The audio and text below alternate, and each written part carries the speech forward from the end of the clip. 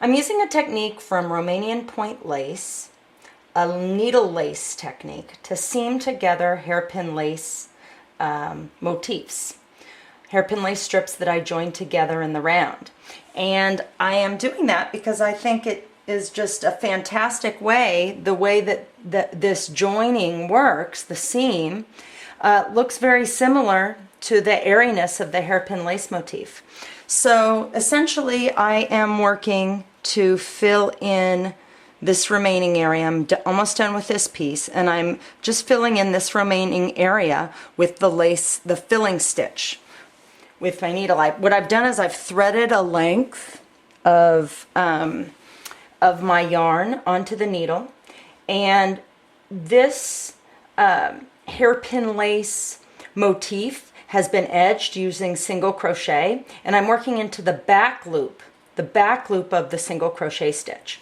So what I do is I take the working yarn of my working yarn here, of the yarn that's threaded through my needle. I bring it to the other side of the direction that I'm working in, behind the needle. I go up through the back loop of the stitch, I bring this under, and I pull my working yarn through. And there it is. And then I don't do it too snug, but snug enough to expand the hairpin lace motif, and then I work on the other side. Now, in doing this stitch with motifs of different sizes, there's a little bit of improvisation that you need to do. As you get ahead, you'll notice that you'll have to work more stitches on one motif than you do on the other motif to end up at the end of the join in the way that you want to be. And I am just working down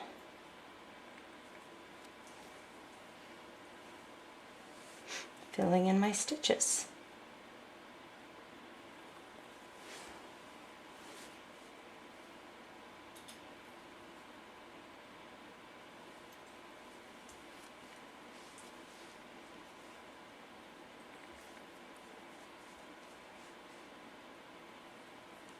It's just a gorgeous way to join really airy hairpin lace work.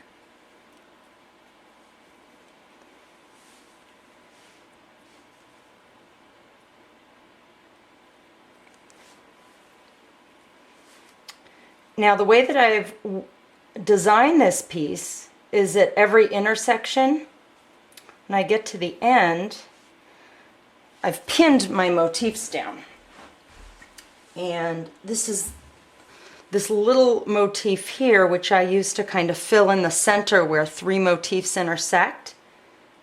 It's pinned, and I'm just about to get here. In fact, that's probably about right. The way I pinned it, should probably move it over just a little. I probably want it about there. So I'm right about where I want to be. I'm going to pin it down because that's where I want it to be.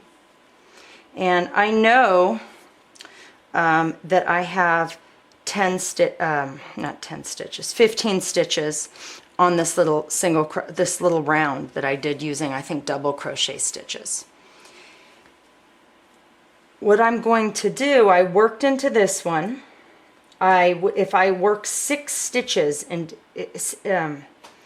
I target to work 6 stitches on each side, so one overlaps on each side if there's 15. So there's 5 with an overlap stitch, 5 with an overlap stitch.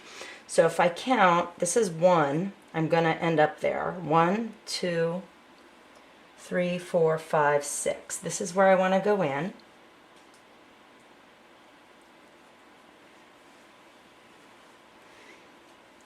And I have 6 stitches I'll be working in here, but I can see that on this motif I have 1, 2, 3, 4, and then I want to end up here 5. So I'm going to work into one of them twice. And I'm going to work into this one twice just because it looks better when you do that. So there's 1. I'll probably work twice down here because this has been pulled so large.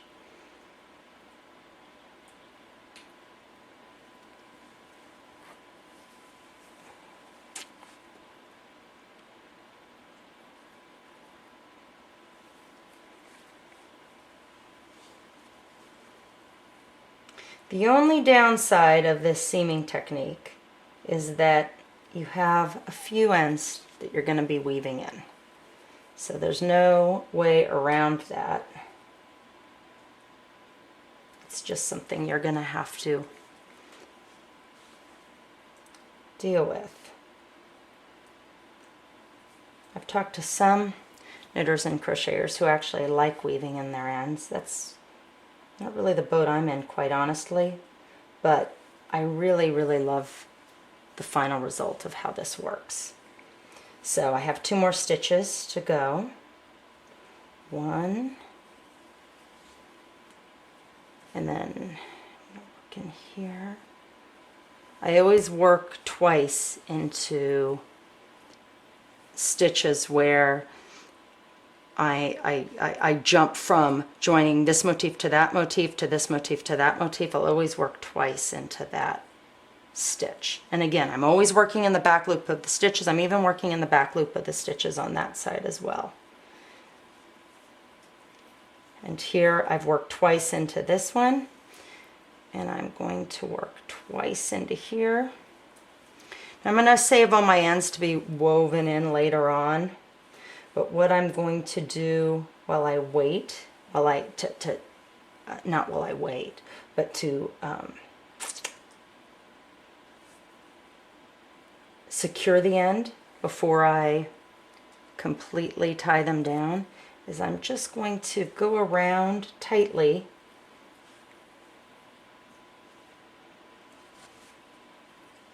I'll go around the last stitch I work in, and I like to weave my ends in these more dense little areas here. If I weave my ends through the back of this dense double crochet circle, I can have I'll have a much greater chance of success nicely weaving in my ends here than I would in this airy motif. It's a little trickier to weave in ends there. So I have tried in doing all of my joins in this piece to work it so that I end up in one of the denser motifs in the middle.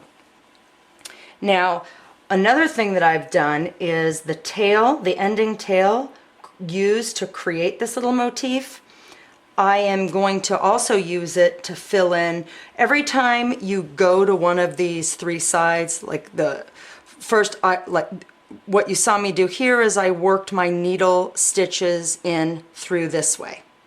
And I had previously worked my needle stitches through this way. So every time you get to one of these intersection motifs, for lack of a better name, I think that's a great way to describe it, there's always going to be a third side.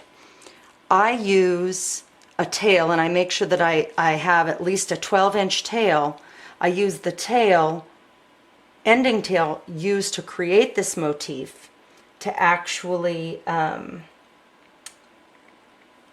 work in that last side. And what I do is, you can see I'm kind of going twice around to just secure that stitch. I want to start here. So I'm just going to go down, and I'll work around there twice, just so that when I pull, or maybe even bring my needle through twice, so that when I pull, I'm pulling here. It's not pulling, the tension isn't going to be in any of the stitches in here. It's going to be continuing the pattern of tension through the back loops of the stitches where I'm working. And I'm going to want to start in the last stitch worked on this motif for the needle stitch. So I'll go through here,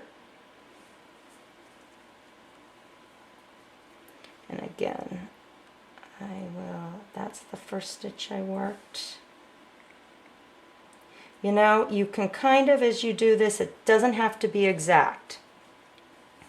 So I know I'm going to have, and in fact I may have messed up, let's see, 1, 2, 3, 4, 5. I'll have 5 on this side for whatever reason. I may have skipped one here. You know what, it'll be okay, I'm fine with that. On this side I'm going to have 1, 2, 3, 4, 5, 6.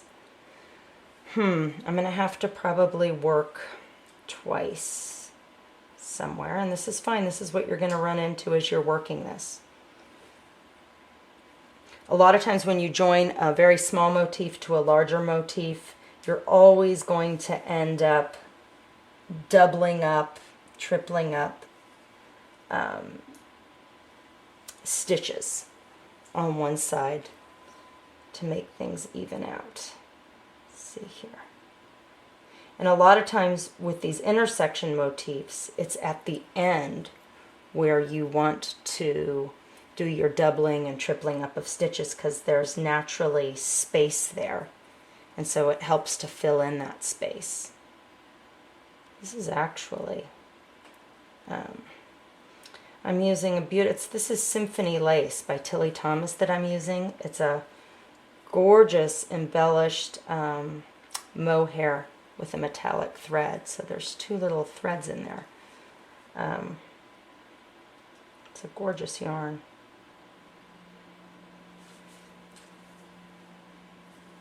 And I'm just going to go through this last stitch again.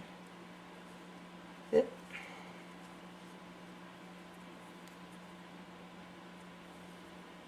Here I am with the very last stitch of my project. I am completing it. There I go. And then I'm just going to go through here.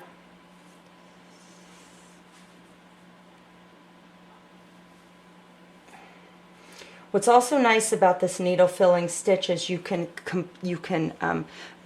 a lot of control over adjusting the tension of your join by how much you pull that joining yarn there, which is great for joining these hairpin lace, these very lacy hairpin lace motifs together. And there you have it. I am done. Done with the work, and now I have a ton of ends to weave in. But let me zoom out so you can see some of what I've done.